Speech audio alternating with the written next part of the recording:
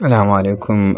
Organ na ƙarshe, sense organ su ne tongue wato harshe. Shi tongue shine wato sassa da yake jin ɗanɗano kuma yana cikin harshe ne, da kuma wasu 'yan ƙalilan a mucous membrane da kuma mouth cavity na pharynx. Su taste bud nan flat shape ne wato kuma sun ƙunshi group na sensory cells wanda suna da hair like nerve endings wato abu kaman gashi haka na nerve endings ɗinsu. Sun ɗan buɗe a cikin harshe ɗin haka na wani ƙofofi da ake kira pore haka. Waɗannan pores ɗin ko ƙofofin suna ba da dama ya zama sinadarai na chemical sun narke kenan, sun yi reaching ɗin shi wannan sense wato taste bud ɗin ta yadda za su yi stimulating ko su motsa wannan nerve endings ɗin a samar da wannan lantarki da zai je ƙwaƙwalwa a fassara wani irin ɗanɗano ne. Akwai su taste nan bud kala huɗu. Akwai wanda yake ɗanɗano, wanda yake bada ɗanɗano ya gano ɗanɗanon sour wato bauri kenan. Akwai sweet zaƙi, salt wato gishiri da kuma bitter wato ɗaci kenan. Kowannensu yana da ɓangare a harshe ɗin da yake zama ya fi yawa haka an fi samunsa a nan haka. Misali kamar shi sweet kenan yana gaba gaban wato harshe ne haka kake ɗanɗanawa kake a nan ake iya ainihin ɗanɗana shi. Sannan shi yaji haka bai da wani flavor, saboda haka kamar yana ɗan irritating ne, ɗan ƙona ko yasa zafi haka. Sai ka ji burning sensation ɗan ƙuna haka. Wato iko na mutum ya ji taste ɗin ɗanɗano daban daban ya bambanta daga mutum zuwa mutum. Akwai wani chemical da ake cewa phenyltrycarbamide ko PTC wanda wasu idan sun ɗanɗana sai su ji shi da ɗaci.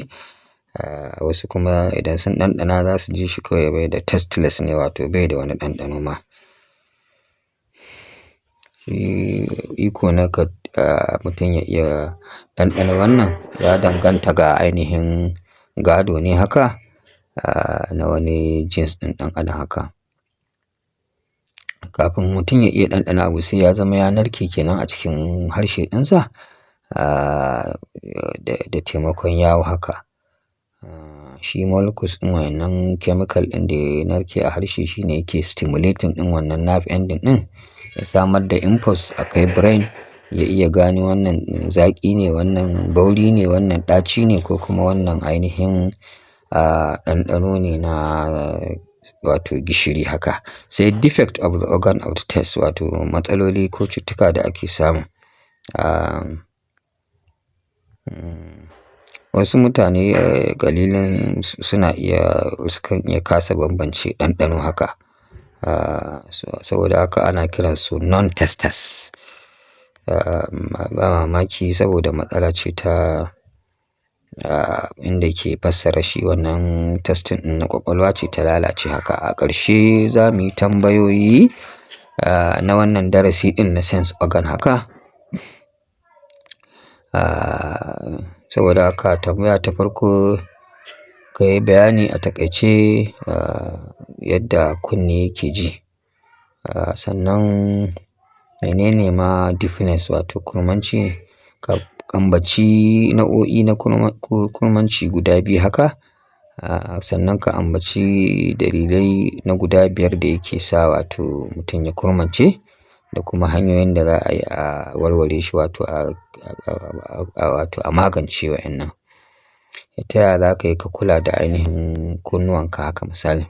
Ka zana diagram wato hoto kenan na vertical section na mammalian eye wato idon ɗan adam kenan. Sannan ka faɗi functions na ɓangarorin da ka wato zana kenan. Me ka fahimta kuma da short sight myopia kenan da kuma long sight wato hypermyopia kenan. Ta yaya za ka yi ka kiyaye su ka correcting ɗinsu idan mutum yana da long sight ko short sight. Ka yi bayani a taƙaice yadda haske yake shiga idanu ya je retina. Retina take regulating ɗinsa. Me yasa mutane idan sun shiga haske da wuri suna cikin duhu zai zama sun ɗan wato firgita haka sun yi dazzling wato ya haskaka musu kenan ɗan sakon haka me yake faruwa? Sannan me yasa idanuwa na wasu dabbobi ɗin haka da suke hada-hada da dare nocturnal animal muka ce kenan yake haske yake ƙyalli da daddare haka idan an haska masa wato fitila. Ka ambaci hanyoyi guda 5 da mutum zai kiyaye idonsa haka. Sannan wato ka ambaci sassa da suke ainihin jin ɗanɗano. Ka faɗi kuma me yake faruwa mutum yake jin ɗanɗano. Sannan ka faɗi shi ma ɓangarorin ainihin kunne guda 3 da muke da su. Sannan ka faɗi sassa da ake samu a kowane ɓangare. Sannan ka faɗi amfanin kowane sashi. Sannan ka faɗi ya ake yi ma ɗan adam yana ji kuma ya ake ɗan adam yana samun balance ya zama ya tsaya a ƙyar ba tare da yana ainihin rawa ba yana ɗan malangarin ko yana ainihin jin juwa ba kamar zai faɗi. Sai kai wannan bayani ɗin haka. Assalamu alaikum wa rahmatullahi ta'ala wa barakatuh. Allah ya sa ɗalibai mun gane. Salam.